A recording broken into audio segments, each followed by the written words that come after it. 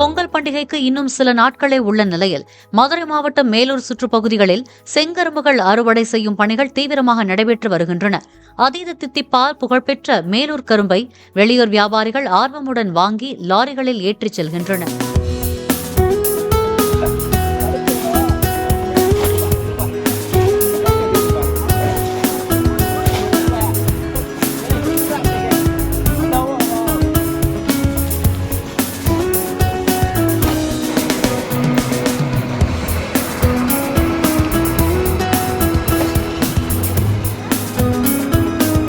Play store மற்றும் app ஸ்டோரில் இருந்து பாலிமர் செயலியை QR கோடு மூலம் பதிவிறக்கம் செய்யுங்கள். செய்திகளை உடனுக்குடன் பெறுங்கள்.